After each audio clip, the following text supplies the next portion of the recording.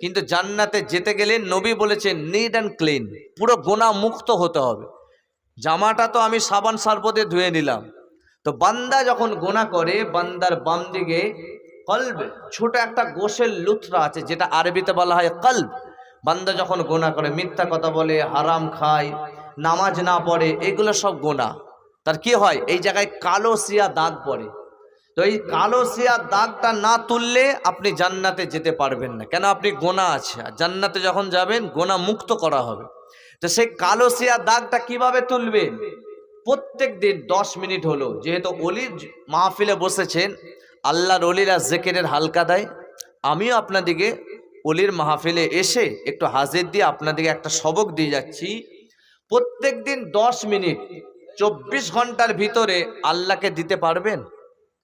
সবাই বলেন আল্লাহকে দেয়া যাবে না? যাবে না? এই মাহফিল থেকে কিছু শিখে যান। এই দুটো চোখ কে দিয়েছে? দুটো হাত কে দিয়েছে? উনি তো অন্ধও বানাতে পারতেন, উনি তো ল্যাংড়াও বানাতে পারতেন।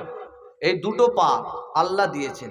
আল্লাহ যে সুন্দর সুস্থ মস্তিষ্ক ব্রেন দিয়েছেন, উনি যদি মনে করতেন আমাদেরকে পাগলও করতে পারতেন। কথা ঠিক না বেটি? চোখ, হাত, পা, কান সব দিতেন, ব্রেনটা ঠিক দিতেন না, আপনি সব পাওয়ার পরে পাগল হতেন। এই যে আল্লাহ সুন্দর চেহারা বানিয়েছেন, ওই আল্লাহকে 10 মিনিট দেওয়া যাবে না? যাবে না? প্রত্যেক দিন 10টা মিনিট আল্লাহ জিকিরের হালকা, লা ইলাহা ইল্লাল্লাহ। ডান দিক দিয়ে একটু হালকা করে আপনার চেহারাটাকে তুলে বাম দিকে ধাক্কা, লা ইলাহা ইল্লাল্লাহ।